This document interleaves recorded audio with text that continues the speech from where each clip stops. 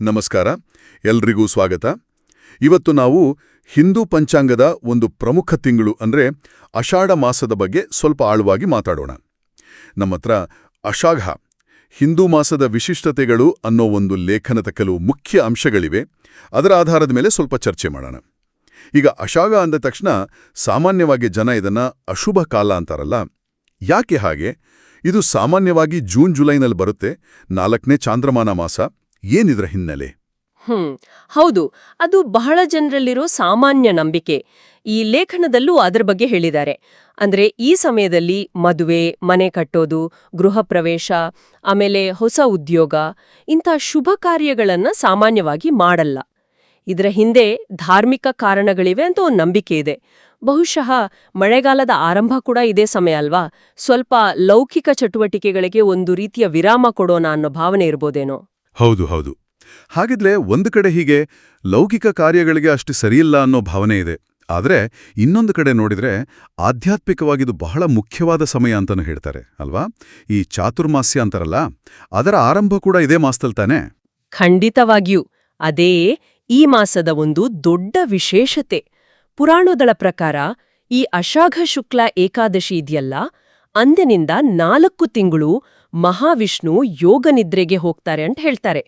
ಅಂದ್ರೆ ಒಂದು ತರಹದ ದೈವಿಕ ವಿಶ್ರಾಂತಿ, ಆಳವಾದ ಧ್ಯಾನಸ್ಥಿತಿ ಅಂತ ಅನ್ಕೋಬಹುದು.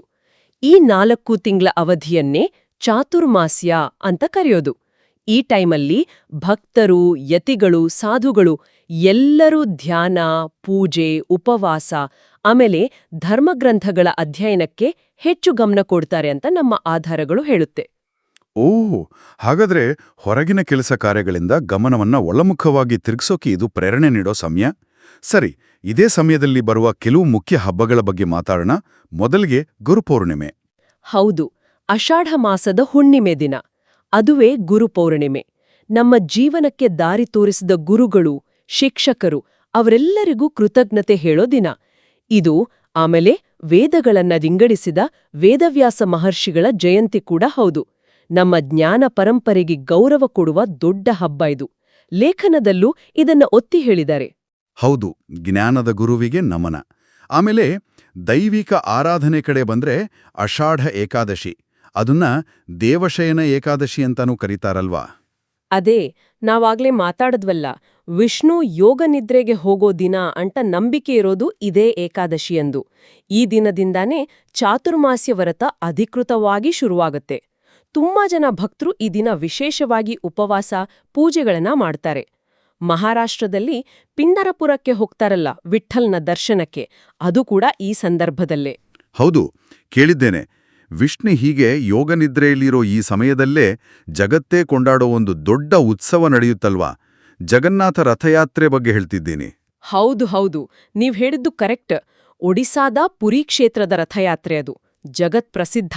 ಭಗವಾನ್ ಜಗನ್ನಾಥ, ಅವರ ಅಣ್ಣ ಬಲಭದ್ರ, ತಂಗಿ ಸುಭದ್ರೆ ಮೂವರು ರಥಗಳಲ್ಲಿ ಕೂತು ಗುಂಡಿಚಾ ಮಂದಿರಕ್ಕೆ ಹೋಗೋ ವೈಭವದ ಯಾತ್ರೆ ಅದು. ಈಗಂತೂ ಪುರಿಯಲ್ಲಿ ಮಾತ್ರ ಅಲ್ಲ, ಪ್ರಪಂಚದಾದ್ಯಂತ ಇಸ್ಕಾನ್ ದೇವಸ್ಥಾನಗಳಲ್ಲೂ ಇದನ್ನ ಬಹಳ ವಿಜೃಂಭಣೆಯಿಂದ ಮಾಡ್ತಾರೆ ಅಂತ ಈ ಲೇಖನದಲ್ಲಿ ಉಲ್ಲೇಖ ಇದೆ.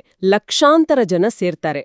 ಹಾಗಾದ್ರೆ ಒಟ್ಟಿನಲ್ಲಿ ನೋಡೋದಾದ್ರೆ ಆಷಾಢ ಮಾಸ ಅನ್ನೋದು ಲೌಕಿಕವಾಗಿ ಶುಭ ಕಾರ್ಯಗಳಿಗೆ ಅಷ್ಟು ಪ್ರಶಸ್ತ ಅಲ್ಲ ಅನ್ಕೊಂಡ್ರು, ಆಧ್ಯಾತ್ಮಿಕ ಸಾಧನೆಗೆ, ಗುರುಪೂಜೆಗೆ, ದೈವಿಕ ಆಚರಣೆಗಳಿಗೆ ಬಹಳ ಮುಖ್ಯವಾದ ಫಲಪ್ರದವಾದ ಸಮಯ. ಹೌದು, ಖಂಡಿತ. 2 ಮುಖಗಳಿವೆ ಈ ಮಾಸಕ್ಕೆ. ಲೌಕಿಕ ಜಂಜಾಟಗಳಿಂದ ಸ್ವಲ್ಪ ದೂರ ಇದ್ದು ಆತ್ಮಾವಲೋಕನ, ಆಧ್ಯಾತ್ಮಿಕ ಚಿಂತನೆಗೆ ಗಮನ ಕೊಡೋಕೆ ಇದು ಪ್ರೇರೇಪಿಸುತ್ತೆ ಅಂತ ನಮ್ಮ ಆಧಾರಗಳು ಹೇಳುತ್ತೆ. ಒಂದು ರೀತಿ ಲೌಕಿಕ ವಿರಾಮ ಮತ್ತು ಆಧ್ಯಾತ್ಮಿಕ ಜಾಗೃತಿ ಇವೆರಡೂ ಒಂದಕ್ಕೊಂದು ಪೂರಕವೇನೋ? ನಿಜ. ಈ ಮಾತುಕತೆಯಿಂದ ಒಂದು ವಿಷಯ ಸ್ಪಷ್ಟ ಆಯಿತು. ಒಂದೇ ತಿಂಗಳು ಹೇಗೆ ಬೇರೆ ಬೇರೆ, ಕೆಲವೊಮ್ಮೆ ವಿರುದ್ಧ ಅನಿಸೋ ನಂಬಿಕೆಗಳನ್ನ, ಆಚರಣೆಗಳನ್ನ ಒಟ್ಟಿಗೆ ಹಿಡಿದಿಟ್ಕೊಂಡಿರುತ್ತೆ ಅನ್ನೋದು. ಹೌದು. ಕೇಳುಗರು ಇದ್ರ ಬಗ್ಗೆ ಸ್ವಲ್ಪ ಯೋಚನೆ ಮಾಡಬಹುದು ನೋಡಿ. ಒಂದು ನಿರ್ದಿಷ್ಟ ಸಮಯವನ್ನ ಶುಭ ಅಥವಾ ಅಶುಭ ಅಂತ ನಾವು ಯಾಕೆ ಪರಿಗಣಿಸ್ತೀವಿ?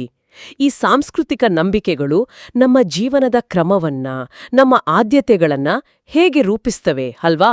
ಇದು ಕೇವಲ ನಂಬಿಕೆನಾ ಅಥವಾ ಇದರ ಹಿಂದೆ ಇನ್ನೂ ಆಳವಾದ ಏನಾದ್ರೂ ಅರ್ಥ ಇದೆಯಾ? ಯೋಚಿಸಬೇಕಾದ ವಿಷಯ.